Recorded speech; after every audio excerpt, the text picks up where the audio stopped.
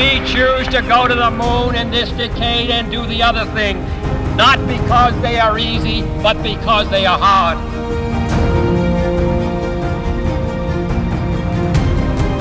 Five, four, three, two, one, zero. Liftoff. We have a liftoff. 32 minutes past the hour. Liftoff on Apollo 11. Not because it is easy, but because it is hard. A badly humiliated nation would show the world, but mostly we'd show ourselves, the kind of country we were by doing the hardest thing ever attempted. You know, Kennedy got it all in those first 7 words. We choose to go to the moon. That was the hard part, just deciding that we were going to go. Everything else was a mere engineering problem.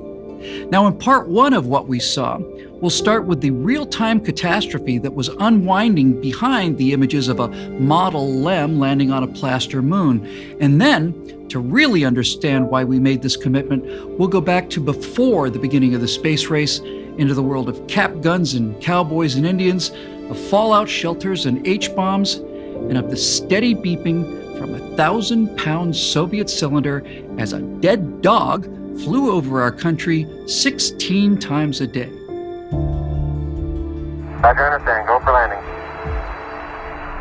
Okay, we got good lock on. Altitude lights out. LH is minus 2,900. Roger, we copy. That's the Earth right out our front window. Houston, you looking at our Delta E? That's affirmative. Program alarm. It's looking good to us, over. 1202. 1202. Okay, let's hold it right there.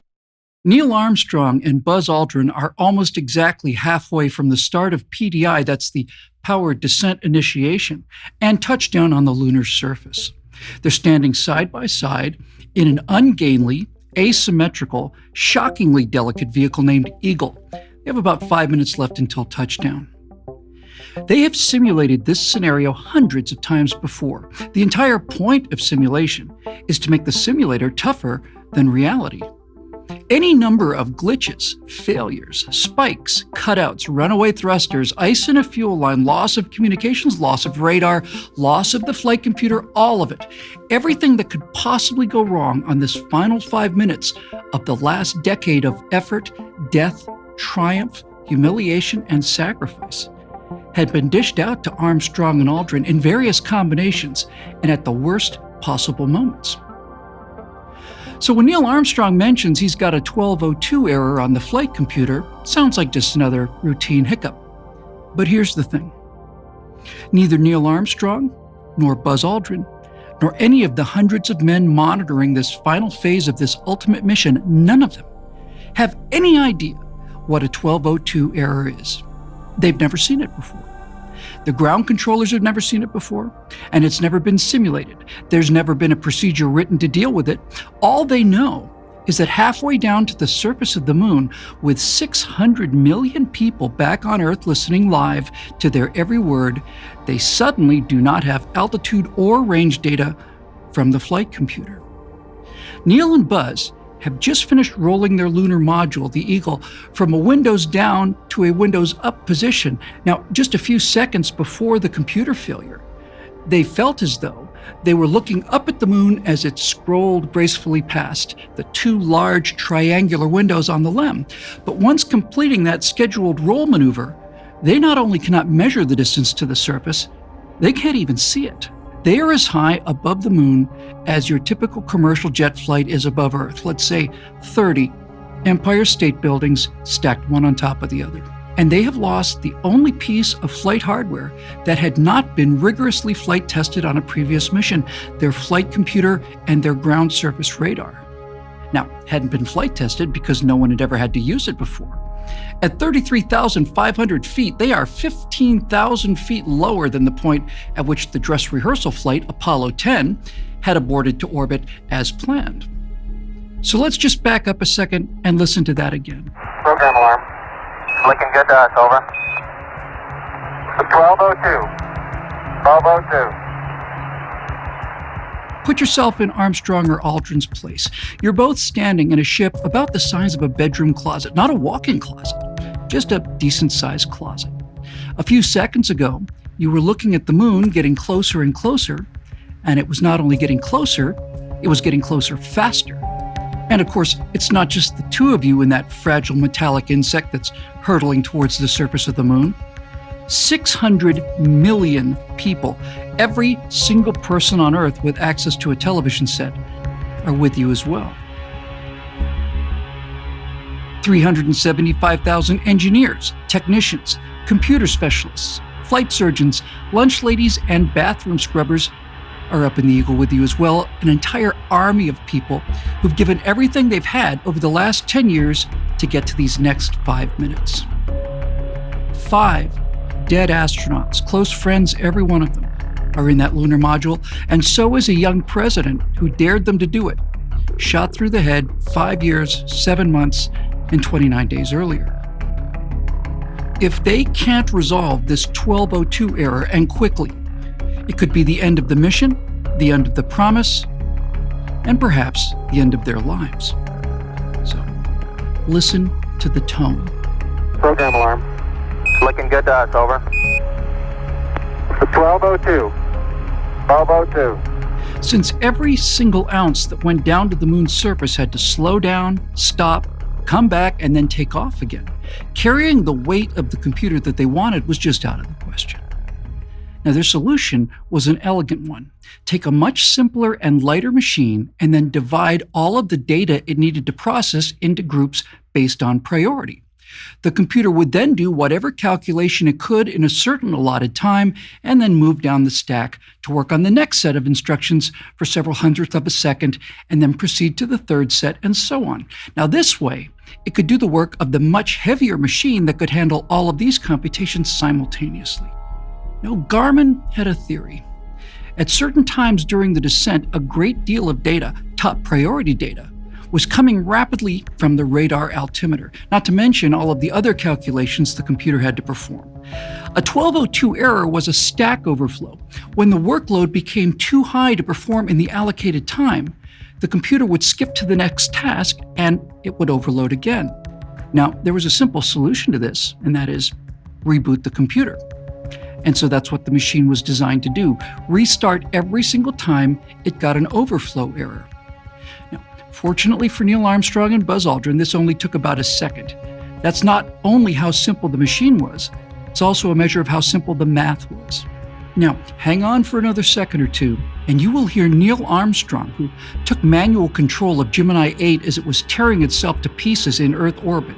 Neil Armstrong, who ejected from the lunar landing simulator a tenth of a second before it was too late, who parachuted down through the fireball, and who was sitting at his desk calmly filling out the paperwork as his colleagues arrived for work that morning. Listen carefully, and you will hear Neil Armstrong coming as close to panic as he ever did in his entire life.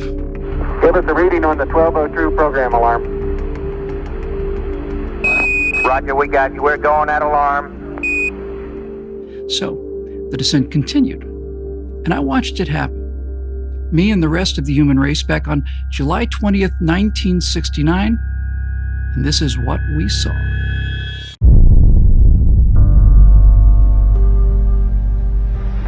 We're go, same type, we're go. 2,000 feet, 2,000 feet, into the ag, 47 degrees. Roger. 47 degrees. So here's the first thing I remember about watching man set foot upon the moon half a century ago. I was 10 years old and I was watching the television set, and there was also, of course, the extra excitement that you get when you're 10 years old and it's 11 o'clock at night and there are adults with cocktails in the room. I remember looking at this fuzzy image on this black and white TV, and below it was the caption, big clear letters, live from the moon. Now, I could tell that something was moving, but for the life of me, I just had no idea what I was looking at, none. My dad had to actually get up, walk over to the TV set, and kind of with his finger, he sort of drew the outline of here's Neil Armstrong's helmet, and here's his backpack, and you can see his legs moving as he slowly gets lower and lower and lower down the ladder. Then all of a sudden, like that, I got it. I could suddenly make sense out of this Rorschach test of black and white squiggles. Once you've seen an astronaut descending a ladder to the surface of the moon, you can't really unsee it. We were solidly middle class growing up, but My dad was a hotel manager, and that made him friends with other hotel managers, which is why I got to watch the moon landing from the penthouse floor of the Plaza Hotel in New York City, which was the spindle of the world back then. Really, it really was. I remember also that it was very warm in the room that night, very warm. It was warm because the windows were open. The windows were open so that we could hear the massive crowd of people. It was tens and tens of thousands of them gathered around these giant projection screens set up in Central Park just below us there. Now, they'd been making party noises for hours. I didn't realize it at the time, me being up there on the moon and all. But while Neil was carefully making his way down the ladder, there were tens of thousands of people in Central Park right out the window, and they were not making so much as a peep. It had been about, 6 hours maybe, I guess, since the actual landing, and they weren't supposed to do the moonwalk for another 6 hours. They had actually planned that Neil Armstrong and Buzz Aldrin would, land on the frickin' moon, and then the first thing they'd do is, have a nice nap for maybe 6 or 7 hours, which to me was about as impossible as if I'd woken up on Christmas morning, opened the coolest presents in the world, and then my parents told me that I had to go back to bed for another 6 hours so that I could be all nice and rested when I wanted to play with them. At the request of Neil and Buzz, they moved the moonwalk up earlier, from 12 hours after landing to about 6, which for us in Eastern Time meant it would be at about 10:30 p.m. Those 6 hours between the landing and the ladder felt longer than my entire life has been lived up to that point. Beautiful view. You got something? Magnificent sight out here. And this is what everybody misses when they think back on the moon landing, if they were old enough to see it at all. Everybody remembers the blurry white shape as Armstrong stepped onto the moon. It wasn't just the emotional climax of Apollo 11, it was the climax of everything the entire country had been obsessed about since October 4th, 1957, when we woke up to discover that there was a Soviet satellite overflying our nice suburban neighborhoods. Today, a new moon is in the sky, a 23-inch metal sphere placed in orbit by a Russian rocket. Here, an artist's conception of how the feat was accomplished. A 3-stage rocket. Number 1, the booster, in the class of an intercontinental missile. Its weight estimated at 50 tons. The smaller second stage took over at 5,000 miles an hour and carried on to the highest point reached. 500 miles up, the artificial moon is boosted to a speed counterbalancing the pull of gravity and released. And the Soviets, as everybody in America realized, almost every moment of our lives had hydrogen bombs.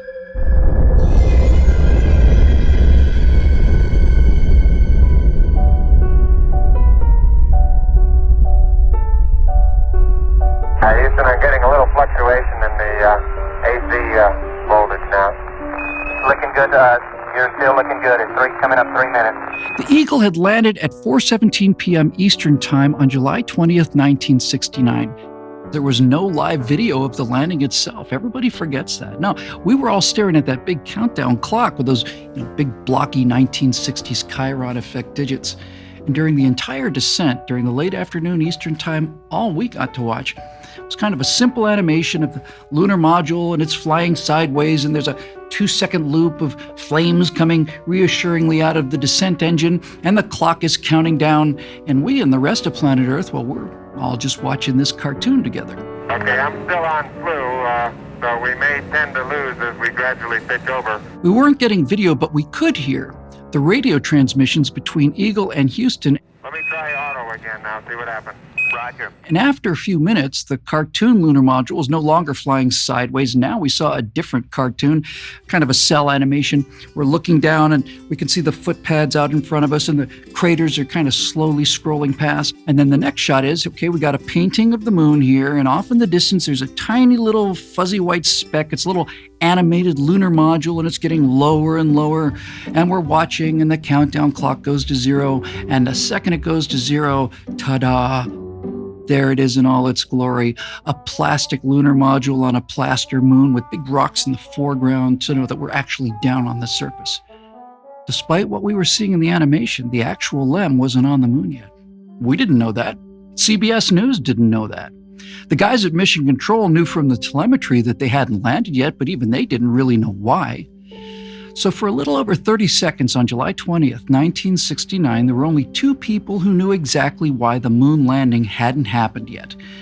And they didn't really have the time to let the rest of us in on it because Armstrong and Aldrin had less than 30 seconds in which to save the mission and almost certainly their lives. 100 feet down at 19.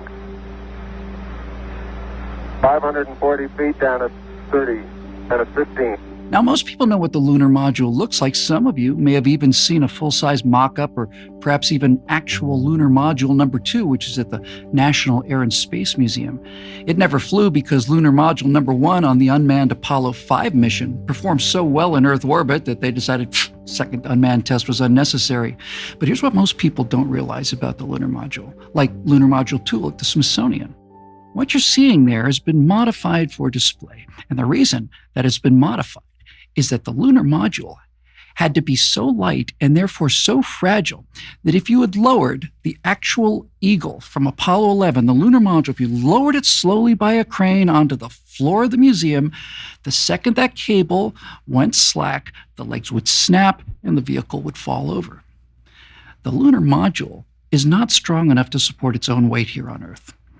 There are no shock absorbers on the LEM. If they ran out of fuel any higher than, say, I don't know, LeBron James, then the legs would collapse and Armstrong and Aldrin are not coming back. The floor of the LEM that the astronauts were standing on was about a 2-inch thick honeycomb composite, but the sides, the actual hull that you can see in all of the pictures on the surface, those sides are about as thick as a piece of heavy-duty aluminum foil. The Eagle was essentially a silver and gold soap bubble, just barely able to hold 5 psi of pure oxygen in the 1/6 gravity of the moon. 300 feet down, 3.5. 47 forward. We didn't get an update from Armstrong because he was manually flying this soap bubble far beyond his intended landing site, trying to find a place to set her down. 11 forward, coming down nicely, 200 feet. 4.5 down, 5.5 down. While 600 million people were watching a cartoon, Neil Armstrong found himself 60 stories in the air. That's 3/4 of the way up to the observation deck on the Empire State Building. He's in this tiny little soap bubble of a vehicle, and he is sitting straight down into a huge field of boulders the size of cars and small houses. Now, even if they were to survive the landing, it looked very likely that the lunar module will land at such a steep angle that the thrusters on the ascent stage wouldn't have the juice to get the vehicle vertical for takeoff. 100 feet, 3.5 down, 9 forward. 5%. Okay, 75 feet. Starts looking good, down a half. As a matter of fact, just 2 years later, the probes on the footpad of Apollo 15's Falcon lander would just kind of brush against the rim of a small crater, so Commander Dave Scott killed the engine about 2 feet above the surface. The Falcon slammed down hard enough for lunar module pilot Jim Irwin to shout, "Bam!" from the impact. 8 feet, -1. Contact. Bam! They landed on the lip of the crater. When they finally settled down, they realized that the Falcon was resting at an 11-degree angle. The safe limit for getting back into space and coming home was 12 degrees. 9 forward. Good.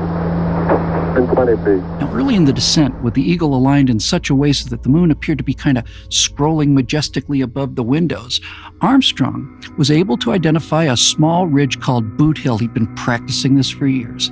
When the center of Boot Hill passed a calibration mark on the window, Armstrong made note of the time. Our position check downrange show us to be a little off. Roger, copy. Turns out they were passing over Boot Hill 3 seconds earlier than expected. That meant they were going too fast, and going too fast meant that they were going to land long. So 8 minutes before touchdown, Neil, Buzz, and the guys at Mission Control in Houston knew that the Eagle was early, 3 seconds ahead of where it was supposed to be, and thus going to land much further downrange than intended. It actually meant that they were going to overfly the actual intended touchdown point and land somewhere further downrange. What they didn't know, 8 minutes before touchdown, was what that point was going to look like.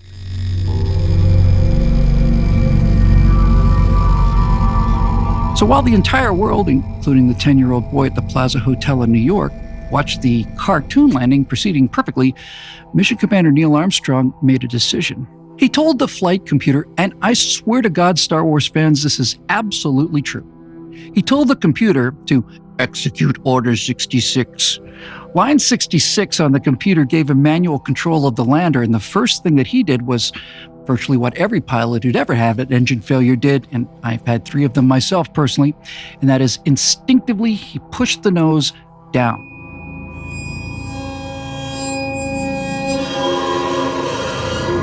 Altitude, velocity, light.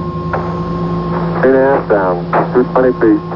Now that meant that the Eagle was no longer slowing down as it descended. It was level now. It was scooting sideways along the surface, 400 feet, maybe 40 stories above the surface of the moon.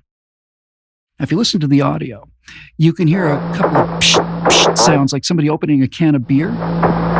15 forward. 11 forward, coming down nicely, 200 feet. 4.5 down, 5.5 down. Those are the sounds of the control thrusters firing as Armstrong desperately tries to slow Eagle's forward motion, not with the main engine, piece of cake with that, but with the small RCS thrusters, the reaction control system. Hunting back and forth. I'm predicting 558. Okay. 4 seconds early. Slowing, descending. They're still about 8 stories above the surface when the fuel quantity warning light goes on. 66 seconds from now, they will be safely on the moon or on their way back home after getting to within maybe 300 feet, that's a football field, of the moon, or they'll be dead, either killed on impact or unable to launch from a crash descent stage. 60 seconds. Lights on, down 2.5. Now at 60 seconds, Aldrin gets a velocity warning light. They're still moving too fast over the surface. 6 stories high now 4. No one mentions it, but they've entered the dead man's curve.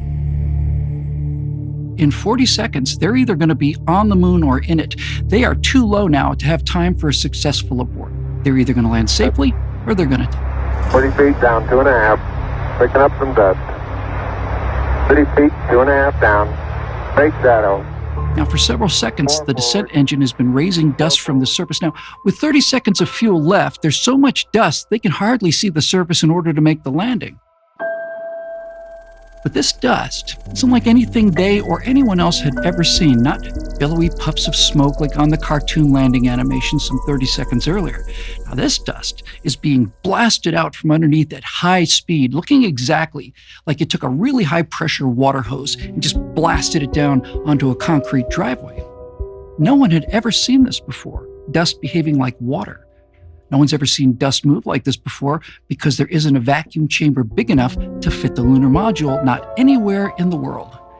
And it's the behavior of that dust during the landing, during the moonwalk, during the next 5 landings, and during every single second of the 58 hours and 31 minutes that men have been out on the lunar surface that is excellent, irrefutable evidence in virtually every frame of video that the moonwalk took place in a vacuum. You really should see the steel and reinforced concrete walls of the world's largest vacuum chamber. Just Google Space Power Facility. Those walls are so incredibly thick because the weight of the entire atmosphere is pressing down on the chamber, too small to fit the LEM into. The dust seen everywhere on the moon behaves like water because it's in a vacuum, and believe it or not, it is a much tougher engineering challenge to create a vacuum chamber the size of a movie stage than it is to actually fly to the moon. One of the 4-foot-long probes, like needles hanging below 3 of the 4 footpads, has made contact with another world. Armstrong just kind of eases it in for another 2 or 3 seconds, then shuts down the engine. Okay, engine stop. Neil Armstrong speaks out the magic words. Tranquility Base here. The Eagle has landed. Hate to be a spoil sport, but the first words ever spoken by a human being on the surface of the moon were not "Houston, Tranquility Base here, the Eagle has landed." The first words that ever were transmitted from the surface of the moon were these. Okay, engine stop. APA at a descent. Mode control both auto, descent engine command override off. Engine arm off. Port 13 is in. Kind of funny, really. The first confirmation we had that man had landed on the moon didn't come from the guys that landed on the moon. It came from Houston, Texas. We copy you down, Eagle. Listen, Tranquility Base here. The Eagle has landed. And then in utter silence, Neil Alden Armstrong, age 38, and Edwin Eugene Buzz Aldrin Jr., 39, turned to each other, smiled, and shook hands. Now, they were too far away. They were way too far away to hear that avalanche of sound, that roar that shook the windows when tens of thousands of Americans who'd been sitting breathless out on the grass in Central Park rose to their feet and let go with the kind of cheering that I have not heard before since. Now, preparing for this 4-hour special podcast on the 50th anniversary of that amazing night has given me kind of an unexpected gift because it relieved me of a serious and worsening pain I've had as I got older.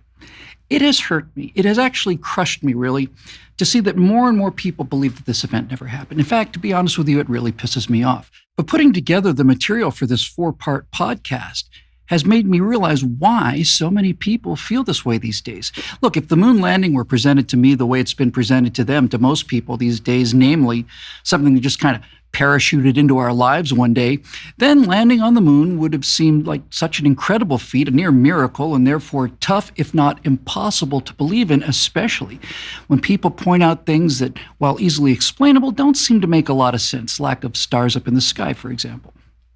But none of us who grew up in the space age had any doubt about it, and we still don't. And that's because we have what people born after the moon landing lack, and that is context. So in part 1 of our 4-part series, I hope to show people who were not there just how matter-of-fact landing on the moon was to people like us, because nothing that happened from a 4th of July bottle rocket to one small step for man was really much tougher than the step that came before. Before I do that, though, let me try to walk you through what growing up in the space age was like and why so many of us paid so much attention to all of the small steps that actually got us to the giant leap. Now, if you really want to know how we were able to land on the moon when I was 10, we kind of need to start by going back to when I was 6 or so. You see, there's no way to understand the moon landing unless you can understand cap guns. Going to the moon is a practical engineering challenge. And back before we had microchips and everything, everyone, especially toy manufacturers, had to do some practical engineering.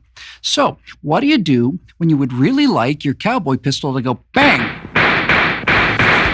Now remember, we're not talking about Red Dead Redemption here. We're not talking about a game engine. We're not talking about particle systems. We're not talking about sound effects. This was something that we could hold in our hands, run around with, pull a trigger, have a nice bang, and some smoke as well.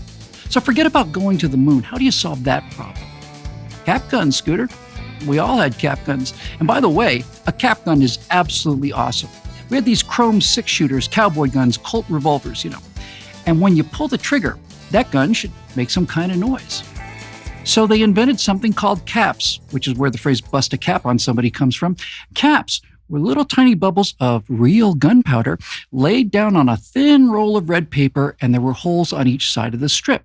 You take a tightly wound cap strip and you put it in the handle of the pistol, and you kind of feed the paper strip up where these little hooks would grab a hold of the holes. You pulled the trigger, the hammer would come back on the gun and then hit this tiny little bump of gunpowder and it would go bang. It has exclusive fanning action and shoots safe shooting shells with greeny stickum caps. So for millions of us, the very end of the baby boom tale, our early childhoods pretty much smelled like gunpowder. Our yards were littered with shreds of red strips of paper. We were a lot closer to the Darwin Award finals than kids are today. For instance, it was discovered, not by me, of course, but by a friend of mine, that if you took an entire roll of, say, 30 caps and you put them down on the concrete, you hit them really hard with a hammer, a real hammer, you would get a hell of a loud noise, and the hammer would fly up into the air as well, and all the smoke. That's the reason why we were able to go to the moon in the 1960s. Because our dads were the kind of guys that would let their 5-year-old sons smash rolls of gunpowder with a claw hammer. Our whole existence was IRL, in real life. That's all we had to work with. Now, that may all sound trivial, but it's not. Back in the 60s and the 70s, we touched things. You put a ruler in sideways into the pocket clip of a ballpoint pen. Now, all of a sudden, you've got a hypersonic space plane with a retractable crew section in the nose. We didn't have any digital world to retreat into, so we retreated into our own imaginations. Oh, and toys. Lots of amazing toys. The golden age of toys. Our collective parents had collective real money. American middle-class money, post-war big dog made in America money. And a lot of that disposable income ended up in the hands of companies named Hasbro and Topper and especially Mattel. All of Mattel's shoot and shell fanners and holsters carry the true stamp of the Old West. I grew up during that one brief shining moment that followed generations of, kind of lame things like spinning tops and wooden train sets, and came before generations of video game consoles and smartphone apps. I remember getting a G.I. Joe, one of the big ones, by the way, the real ones, about a foot tall. And if you had the patience that comes with difficulty to small boys, you could eventually work G.I. Joe's arms and legs into a one-piece silver spacesuit, put on the helmet, lower the visor, and put him into a wicked cool Mercury capsule. Came with flexible plastic record of John Glenn's orbital flight in Friendship 7. And from that instant, known space extended to the edge of the neighborhood, and any flat surface was not just suitable, but actually begging for a fiery descent, followed by a long exploration. Look, I don't mean to brag or anything, but I feel like I should point out at this time I was also a fully certified high-altitude balloon radar operator, and I was damn proud of it too. Go into any mall today, and there's usually some place called Brainiac Brian's Super Science Learning Laboratory, some granola-chewing ripoff trying to sell science toys to Gen Z kids to make them smart and stuff. We had something called Johnny Astro. Johnny Astro had a mechanical joystick connected to a little fan with some spacey-looking stuff in between. It was basically just a fan, and that fan was housed inside of a unit that made it look like it was a radar dish. So you had a balloon on the landing pad here, not a regular balloon, a space balloon. That's important. It wasn't filled with helium or anything, just the kind of regular blow-up balloon with landing gear and a little hook for a cable to attach the space capsule to, the kind of thing you could find in most any household at the time. Now, if you aim that fan at the top of the balloon and very carefully increase the airflow, the balloon, the landing gear, the capsule, all of that would slowly lift off from the pad as if by magic. And if you practice long enough, you could actually fly that balloon around the entire living room and land it on a little plastic cratered surface that they gave you with it. Or if you're really good, you could go over and land it on the TV set. Now, out of the incredible age of man's conquest of space comes an amazing, fantastic, unbelievable new toy that brings you the thrills, excitement, adventure of the space age. Johnny Astro. You see, the toys that we grew up with had to work, not on a smartphone or a computer or a game console. They had to work in the real world. That balloon had to physically take off, rise into the air, fly around the room, and land wherever you wanted it to. Johnny Astro, as it turns out, actually worked because of something called the Coanda effect, which states, and I am quoting from science here, that the Coanda effect is the phenomenon in which a jet flow attaches itself to a nearby surface and remains attached even when the surface curves away from the initial jet direction. In free surroundings, a jet of fluid entrains and mixes with its surroundings as it flows away from a nozzle. The result is the tendency of a fluid jet to stay attached to a convex surface. So the reason that we space-age kids had no problem believing in the moon landing was because several years before Apollo 11, guys who weren't smart enough to work for the Apollo program ended up designing toys that used advanced aerodynamics with mechanically linked analog controllers so that kids like me could tell stories like this. Up goes the astronaut to the top of the launcher. The gantry moves in. The space capsule is locked on the mighty Atlas rocket. Blast off! There he goes! Man in space! Now look, maybe this whole toys, cap gun thing's a bit of a stretch for you, so forget about what the kids were doing. What was playing at the movies? What kind of stuff was on TV? 2001: A Space Odyssey, it's a masterpiece. Stanley Kubrick's vision, coupled with the hard science fiction writer Arthur C. Clarke's script and special effects legend Douglas Trumbull, gave that movie kind of a visual credibility that's not been exceeded even today. 2001 was released in 1968, which means that the final script must have been written somewhere around the end of 1965. 2001: A Space Odyssey was not set in the future. It had the guts to get right in your face about it. 2001 AD, and that meant that the moon base hangars, the rotating double-wheel space station, the nuclear-powered Discovery setting out for distant Jupiter, all of this had to be in place before the year 2001. Now just think about that. In 1965, the smartest movie makers of all time decided that given the speed we were advancing in space, all of this should easily be in place a mere 35 years in the future. That's what they believed, and that's what I believed when I saw the movie too. Everybody believed it.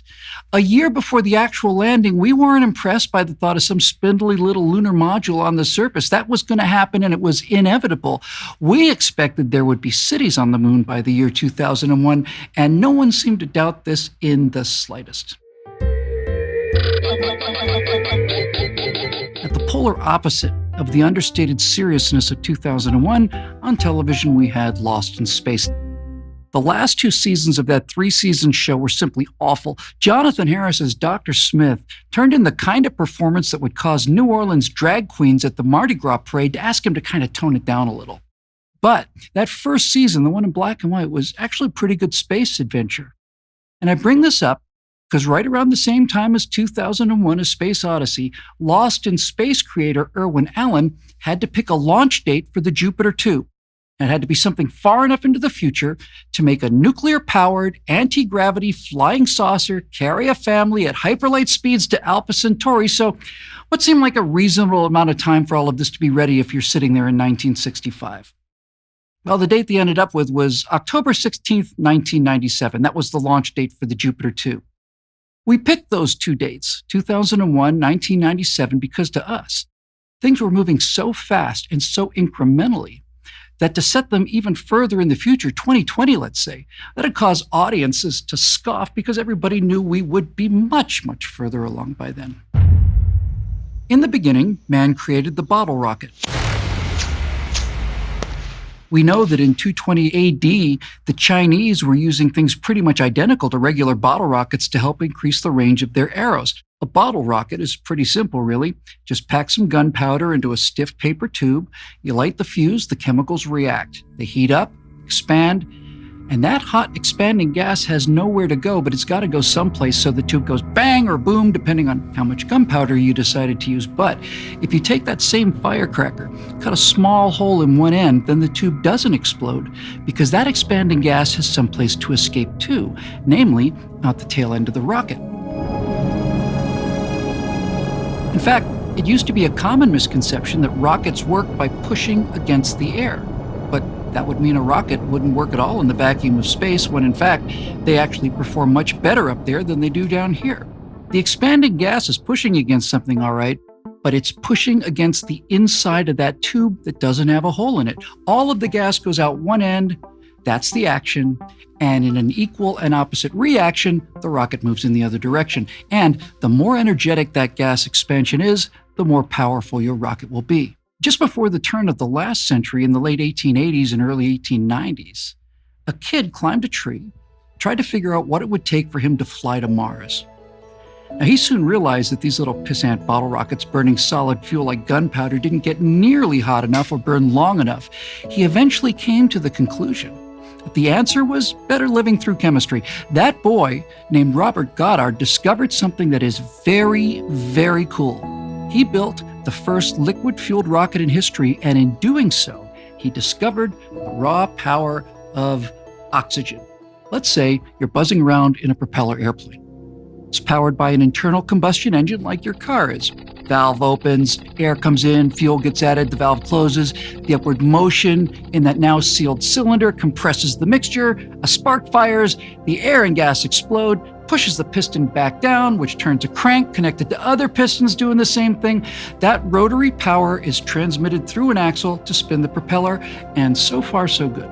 But as you climb higher into the atmosphere, the air begins to thin, and quickly too. You know, when you're 10% up into the atmosphere by height, 90% of the density of the air is already below you. Now, with thinner air, your cylinders don't have as much oxygen available, so they make less power, which puts a limit on how high you can fly. In outer space, nothing at all would happen. You could squirt all the fuel you wanted to into those cylinders, but there's no oxygen to combine with, and you are left with a big fat nothing burger.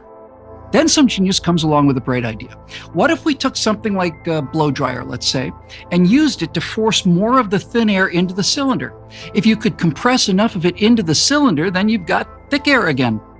That air compressor is called either a turbocharger or a supercharger, depending on how it's powered, and it allowed piston-engine airplanes to fly very high.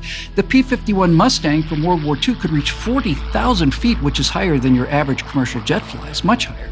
Hey, speaking of jet engines, they took the same air compressor idea and they cut out the middleman. Why carry all of the weight and vibration, these banging metal pistons going back and forth, plus all the rods and pins and valves and lifters and all the rest of that nonsense? Get rid of it.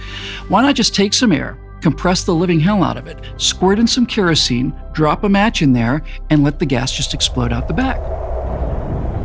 A jet engine is pretty simple, really. It's just an air-breathing rocket, essentially. But Goddard discovered something that you really need to see in order to believe.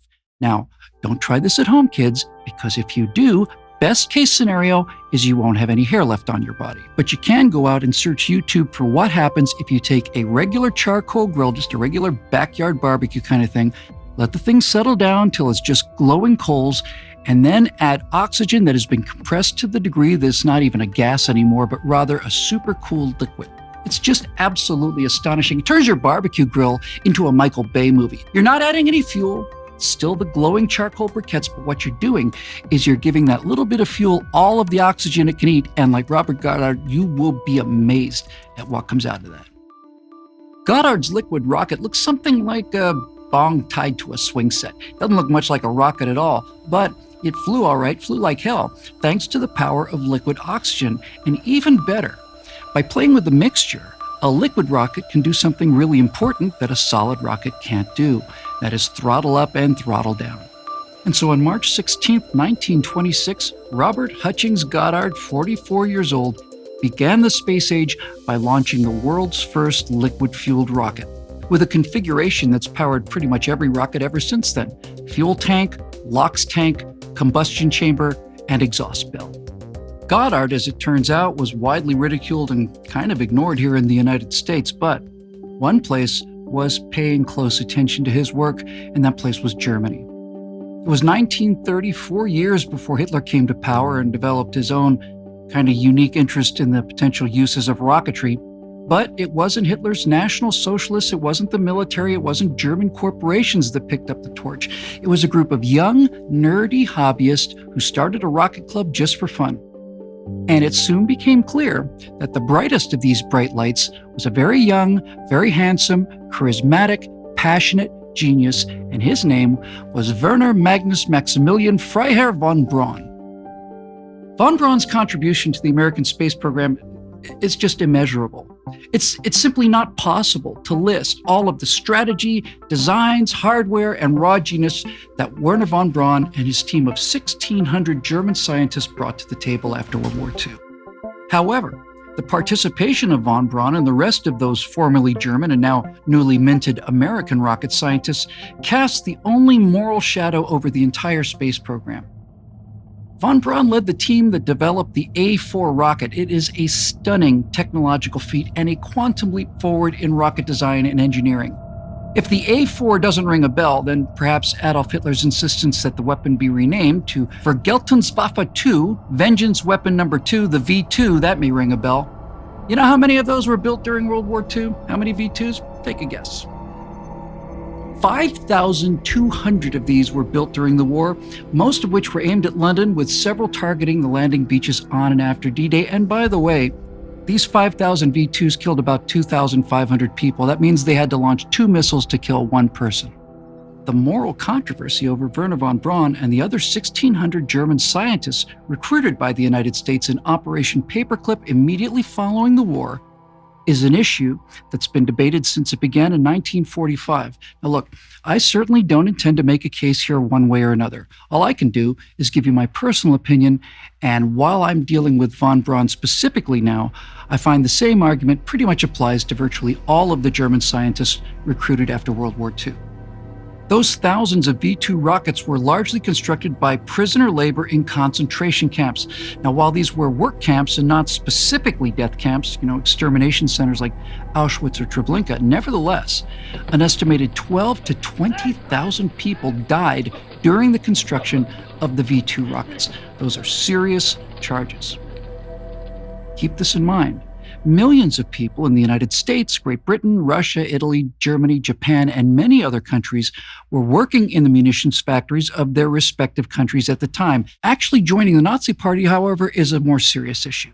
Von Braun claimed that once his rocket research became prominent, it was demanded that he join the National Socialist German Workers' Party, the NSDAP, shortened to Nazi. He became a member in late 1937 and was issued membership number 5,738,692.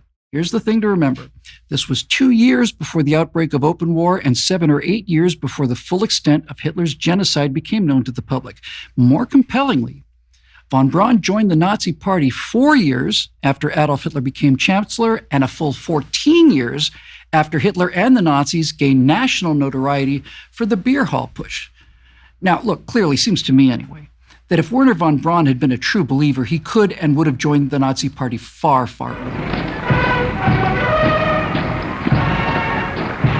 To have seen and resisted the full power of Nazi propaganda on display during the annual Nuremberg rallies, becoming a member 3 years after the 1934 rally celebrated by Leni Riefenstahl in the Triumph of the Will, and 18 months after the Berlin Olympics in the summer of 1936, that's compelling evidence of his lack of interest in Nazi ideology.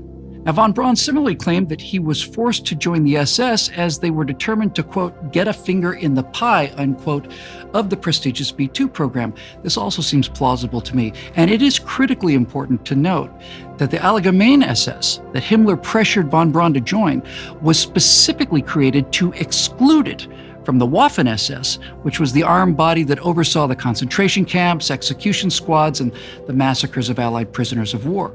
Finally, and most compellingly to me, von Braun himself was arrested by the Gestapo on March 14, 1944, and held for 2 weeks in a Gestapo cell without knowing the charges against him. He'd been under surveillance by the Nazi intelligence service, the SD, since October of 1943. He fell under suspicion for his defeatist attitude gained when announcing to a few of his fellow engineers that he regretted that they were working on weapons rather than on spacecraft. Now, look, I don't know which side of this you want to take, but I think you can sum up the two sides of this whole controversy with two simple quotes. The first one's from Wernher von Braun himself. Upon hearing that the first of his V-2 missiles had landed in London, von Braun acidly commented that, quote, the rocket worked perfectly except for landing on the wrong planet. Later, during the 60s, American satirist Mort Sahl took his shot at what he thought was false regret, mocking von Braun by saying, I aim at the stars, but sometimes I hit London. Okay, look, that was a hell of a detour, but you have to understand this. Von Braun's A4, the V-2, was not just the best rocket of its time.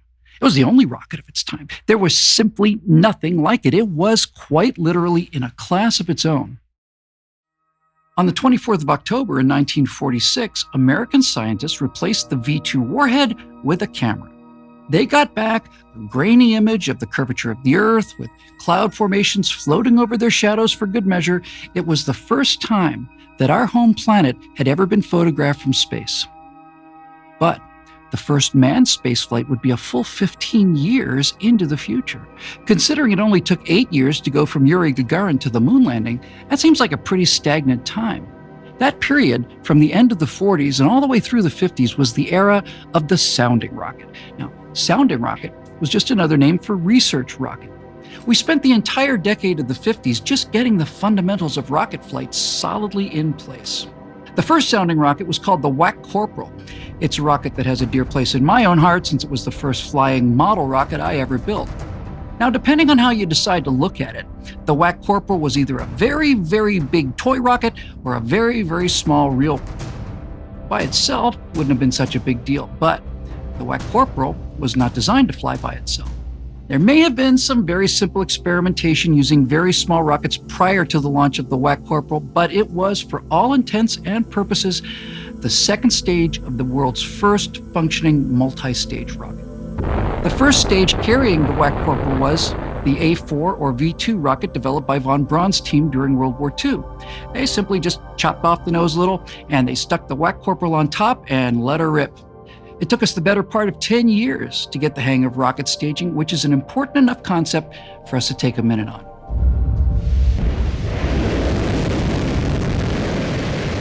A 3-stage rocket like the mighty Saturn V that launched the Apollo missions to the moon is very simply one rocket stacked on top of another rocket, which has a third rocket on top. Now, why go to all this trouble? Well, it turns out it's all about weight, and that's it. A pound of payload requires a certain number of pounds of fuel and oxidizer to get it up there, but those pounds of fuel and oxidizer also need more pounds of fuel and oxidizer to get the fuel going. So let's just simplify things and call the mixture of fuel and LOX, liquid oxygen, let's just call that propellant. Now, to put it simply, you need propellant, fuel and liquid oxygen, to move the payload, and then you need propellant to move the propellant that you needed to move the payload. It's a cruel, cruel business, and you have to look at the smartest way to make every single pound count. So when you think about it, the benefit of multi-stage rocketry is really pretty simple to understand. You start out with one big, dumb, single-stage rocket that would have more powerful but heavier engines needed at the beginning of the flight and massive propellant tanks as well. But once you burn off a lot of that propellant, you no longer need such a powerful and heavy set of engines because so much of that weight that you started out with has been burned out the back end.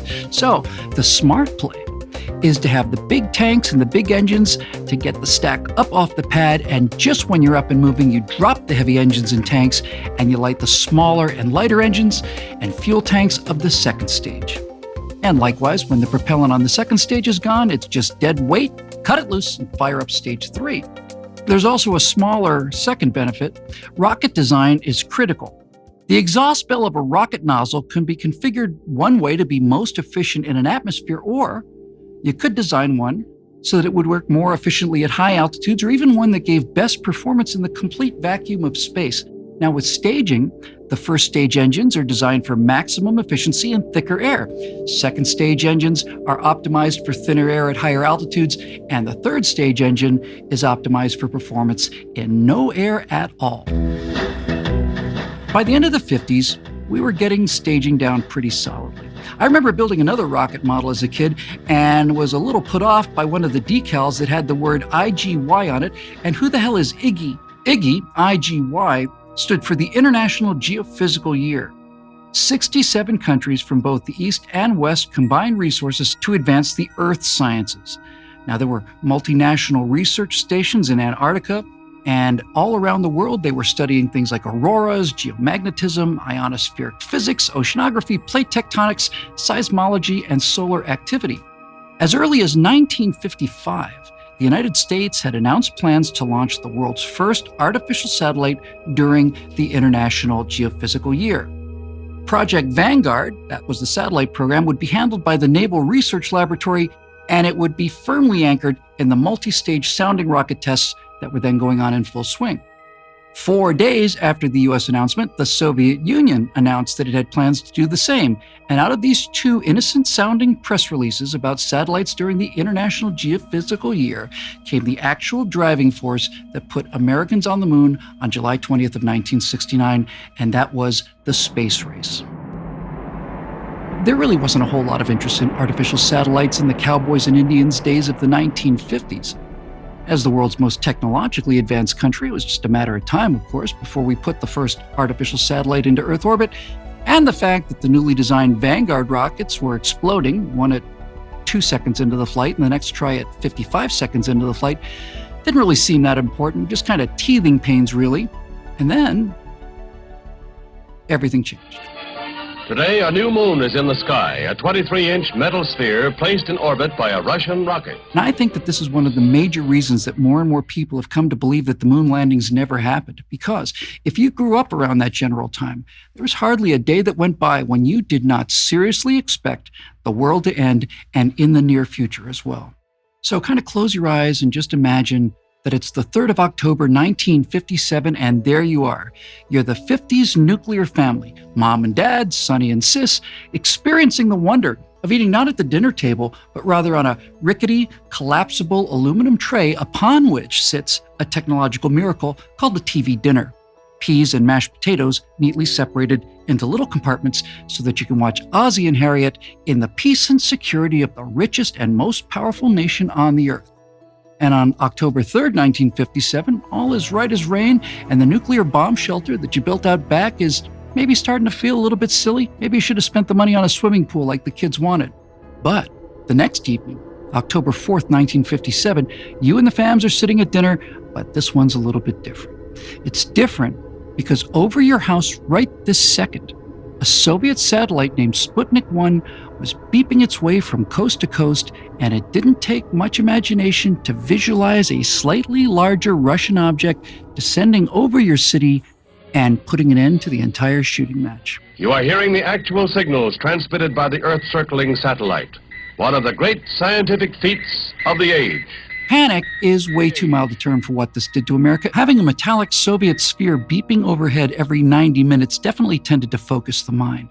The army of people that put a man on the moon may not have been aware of it, but they started marching on October 4th, 1957. But then, after the scare started to die down, came the full realization of the shock and especially the humiliation of it all. The Soviets, godless, backwards, vodka-swilling savages who, upon getting their hands on an American B-29 bomber that had made an emergency landing in Russia, tore the airplane apart bolt by bolt and then mass-produced every single wire and piece of aluminum skin panel by the hundreds to reassemble them into absolutely identical airplanes called the Tupolev Tu-4. Those guys, those peasants, those buffoons. They had a satellite in orbit and we didn't have jack. Immediately, von Braun intervened. The Navy was starting from scratch with the Vanguard program, von Braun told President Eisenhower, but if he would just give von Braun the ball, then he would get something, anything, into orbit. He did it too. Riding atop a Juno booster, which is a variant of the Redstone rocket, and so a first-generation descendant of the A4, was America's first satellite, Explorer 1. At Cape Canaveral, Florida, the Army's Jupiter C rocket is ready for America's second attempt to launch a space satellite. The hours-long countdown approaches zero, a moment of enormous tension, for every missile launching is still an experiment. Any one of tens of thousands of things can go wrong, with catastrophic results. It's kind of a small, thin, feeble-looking fourth stage that weighed only about 30 pounds and was considerably less impressive than the model rockets von Braun had been launching for fun back in the 1930s. Sputnik 1, by contrast, was a sleek, gleaming sphere weighing an impressive 184 pounds. That's 6 times the weight of America's first satellite. And what was worse, much, much worse, was that during the 3.5 months it took for America to get Explorer 1 into orbit, those rotten Soviets had gone ahead and launched Sputnik 2. 1,121 pounds of raw humiliation, 40 times as massive as Explorer 1, and it carried a passenger, a little dog named Laika. Sputnik 2 stayed in orbit for 162 days, that's nearly half a year. Poor Laika died after about 5 hours into the mission. And that was the plan, because there was never any intention of bringing her back. So these dog-murdering, godless commie bastards are flying a dead pooch over us, 14 times a day. It's enough to make a grown man squint a little. Oh, and Vanguard, remember Vanguard? Well, it finally made it to orbit 2 months after Explorer, 4 months after Sputnik 2, and just a day short of 5 months after Sputnik 1. So, to really wallow in the crapulence of it all, here's what it felt like to be an American in mid-1958. The backwards, primitive Soviet Union, whose communist system couldn't even provide enough toilet paper for its people, launched Sputnik 1, weighing 184 pounds, and 1 month later launched Sputnik 2 with a passenger, weighing 1,121 pounds. 2.5 months later, America responded with Explorer 1 at 30 pounds, and then 2 months after that, we sent thundering aloft the mighty Vanguard 1, which weighed 3 pounds.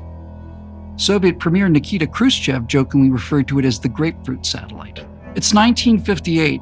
And the planet is divided politically 3 ways. There's the first world, the capitalist free countries of the West, which we like to call the free world on account of it being, true. The second world, the socialist governments of Russia, China, and Eastern Europe. And finally, the uncommitted third world, which both sides were scrambling to impress for weapons sales, alliances, military bases, and so on. So, if you're measuring by mass, the actual weight of the satellites put into orbit, then the score for the first half of 1958 is bad guys 1,305 pounds, good guys 33. That's not 10 to 1. That's 40 to 1. And it would get worse before it got better. We had some very, very serious work to do. Now in part 2, we'll see what America's capable of when it really puts its foot on the gas and gets into high gear.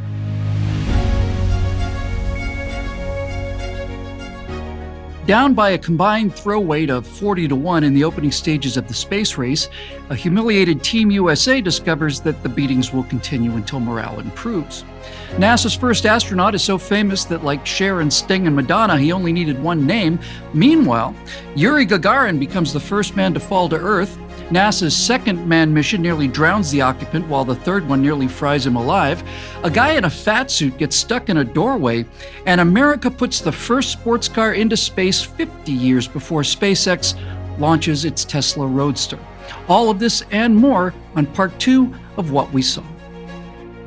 Apollo 11, What We Saw, is written and presented by Bill Whittle, produced by Robert Sterling, directed by Jonathan Hay, executive producer Jeremy Boring, our supervising producer is Mathis Glover, and our technical producer is Austin Stevens. Post-production producer Alex Zingaro, story producer Jared Sitchell, edited by Philip Lefesi, audio recorded by Mike Coromina, audio mixed by Patrick Joyner and Mike Coromina, graphics by Cole Holloway and Anthony Gonzalez-Clark, design by Cynthia Angulo. Production assistants Ryan Love, Sam Thompson, and Mason Dodson. Apollo 11, What We Saw, is a Daily Wire production. Copyright Daily Wire 2020.